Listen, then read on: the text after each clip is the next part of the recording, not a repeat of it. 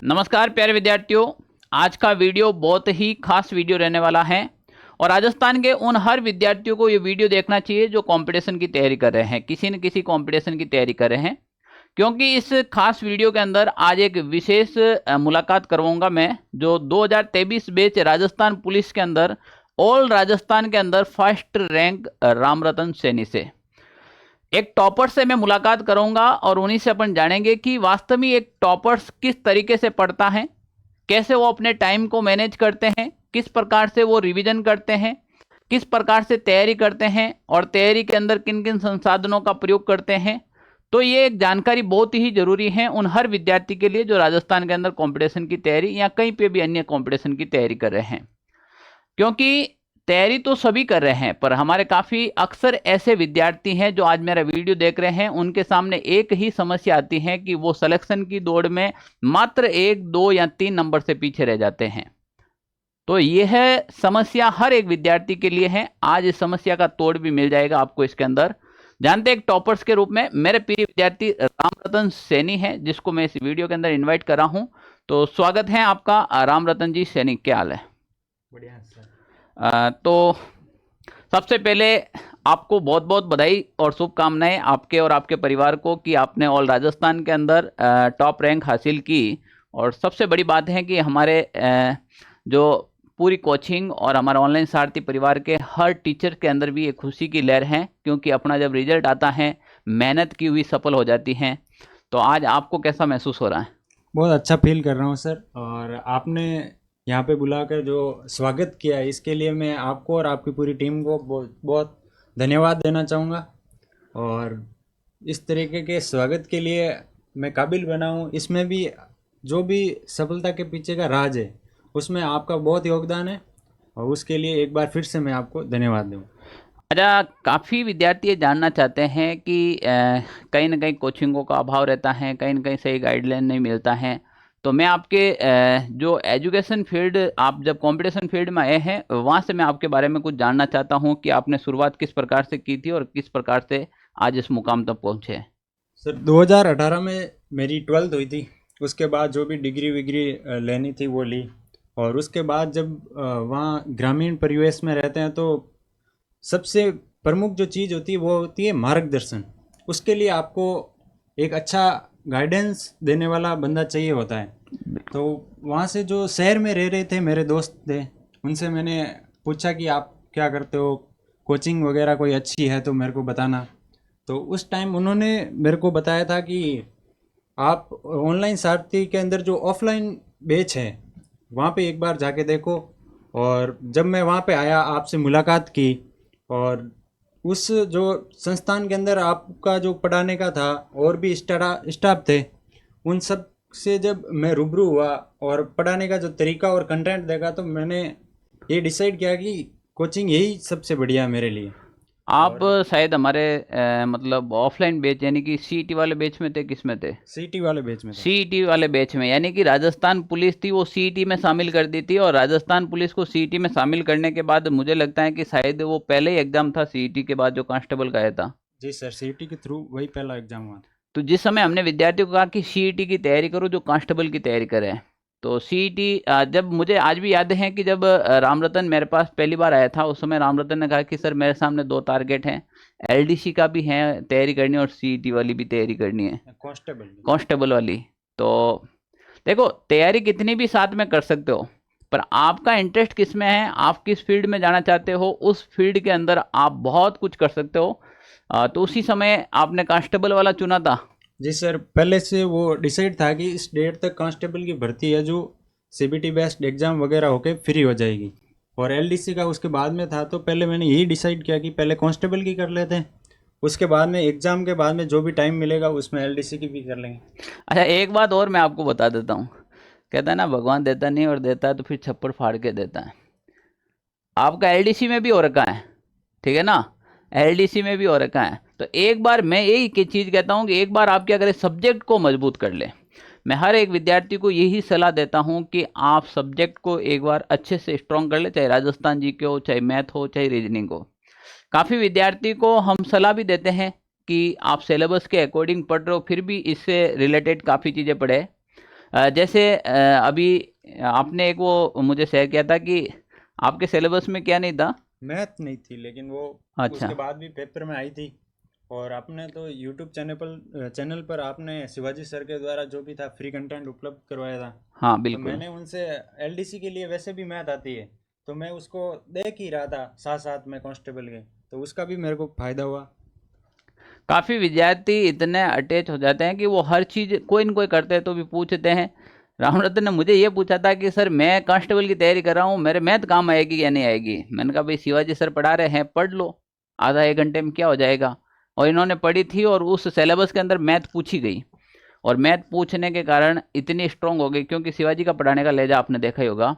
और ये आपके सामने परिणाम है ऑल राजस्थान के अंदर टॉप कैसे किया जा सकता है।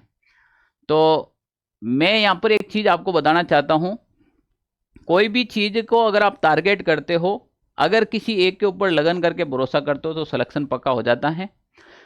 आने वाले विद्यार्थी जो तैयारी कर रहे हैं उनके लिए क्या संदेश है।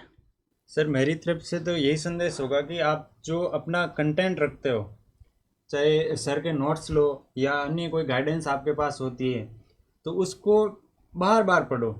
सबसे ज़्यादा जो मैटर करती है वो रिवीजन ही है, वही आपको मान बनाएगी। आप चाहे किसी भी चीज़ के अंदर देख सकते हो, चाहे ये खिलाड़ी हो या फिर कोई अन्य व्यक्ति जो किसी अनदर फील्ड में अच्छा कर रहा हो, तो उसको आप देखोगे तो वो उसकी प्रैक्टिस ही होती है जो उसको उस सफलता के मुकाम तक पहुंचाती है।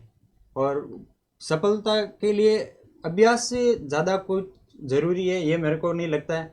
और सर के द्वारा जो भी कंटेंट उपलब्ध करवाया गया है उसको आप देखो बार बार। और जो मेरे साथी हैं अभी इस भर्ती के अंदर शायद राजस्थान पुलिस में 1-2 नंबर से पीछे रह गए होंगे, उनका जो वर्दी का जुनून है वो आप कंटिन्यू कर सकते हो आगे आने वाली जेल प्रेरी की जो वैकेंसी है उसके अंदर।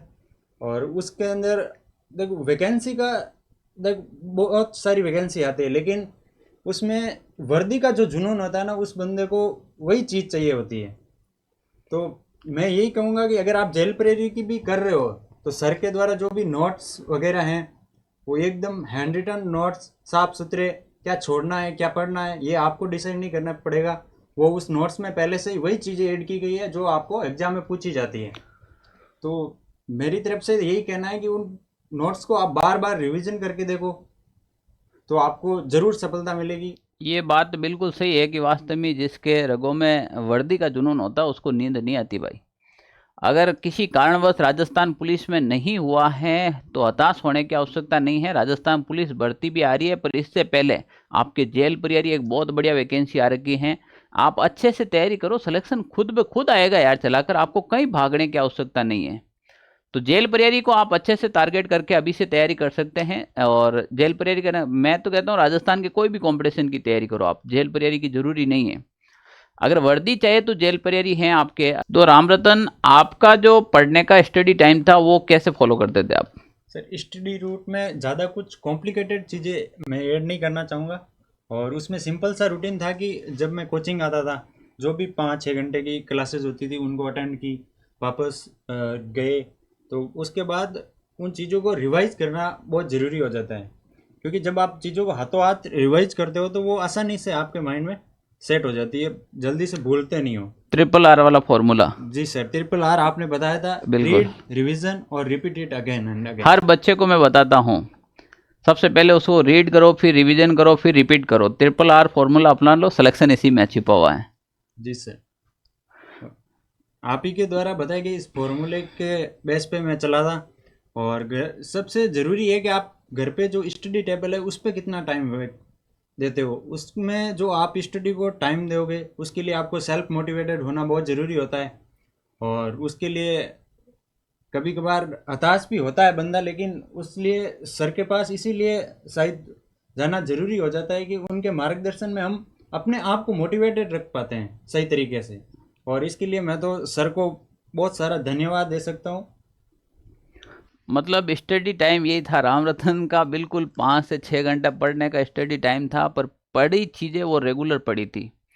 और इधर उधर भटकने की आवश्यकता नहीं है। जो क्लास के नोट्स थे और जो अपने अभी ये, पहले तो इतना कहाँ अभाव था इनका, हम जो सारी चीज़ें लिखाते थे वो फिर लिख कर फिर पढ़ते थे। अब तो देखो आपको सारे हैंड रिटन नोट्स उपलब्ध है, वो जो क्लास हो गए। मैं कहता ना अब ऑफलाइन आपको आने की आवश्यकता नहीं, सारी ऑनलाइन चीज़ें मिल रही है। तो वो नोट्स हैं अब हमने हैंड रिटन के रूप में किए हैं। तो ऐसे नोट्स हैं जिसको बार बार आप पढ़ ले। मार्केट में क्या गाइड है, खूब सारी आ रखी है, सभी अच्छी है, पर कन्फ्यूजन यहाँ हो जाता है कि क्या पढ़े और क्या छोड़े। हैंड रिटन नोट्स में ये होता है कि उसमें सारी चीज़ें पढ़नी है, छोड़ने वाली कुछ नहीं है, क्योंकि हैंड रिटन नोट्स लिखने पड़ते हैं, फालतू चीज़ें उसमें डाली नहीं जाती है। तो हैंड रिटन नोट्स जैसे फॉलो किए थे, कंटिन्यू 5 से 6 घंटा अगर कोई विद्यार्थी पढ़कर राजस्थान टॉप कर सकता है, अगर तुम 3-4 घंटे भी पढ़ लो ना तो सिलेक्शन ले लोगे। राजस्थान के अंदर सिलेक्शन लेना कोई बड़ी बात नहीं है। अब एक बार अगर आपने नॉर्मली कोचिंग की जैसे ऑनलाइन ऑफलाइन कोचिंग की ना, उसके बाद राजस्थान पुलिस हो, अब एलडीसी हो, हर वैकेंसी क्लियर हो रही है, हर वैकेंसी क्लियर हो रही है। तो मेन चीज़ यही है कि आपके अंदर वो डिसिप्लिन कितना है, आपके पढ़ने का लगन कितना है, समय कितना है, आप डेडिकेटेड होकर वो काम को कितने टाइम तक करते हो। आने वाले विद्यार्थियों के लिए अच्छा, आपका अब आगे क्या सपना है? आगे का वर्दी तो मिल गई आपको। सिविल में जाने का सपना है मेरा, और उसके लिए आपका ही मार्गदर्शन जरूरी मानूंगा मैं, और बिल्कुल, कंटिन्यू करूंगा मैं। इंसान को निरंतर चलता रहना चाहिए, कहीं पे भी विराम नहीं लेना चाहिए। काफ़ी विद्यार्थी होते हैं कि कोचिंग करने के बाद बैठ जाता है, अब मैं कुछ भी नहीं करूंगा। नहीं, कंटिन्यू करो, नौकरी लगने के बाद भी। ज्ञान तो अथाह है, जितना लेंगे उतना आगे बढ़ेंगे ना।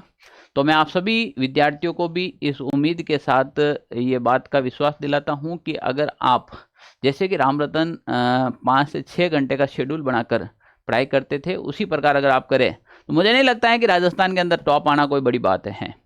और इससे पहले मैंने आपको हमारे एक जितेंद्र सिंह भी ऑल इंडिया के अंदर फर्स्ट रैंक लेकर आया था एसएससी जीडी के अंदर।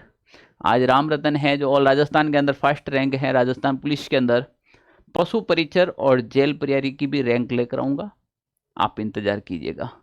थैंक यू, जय हिंद।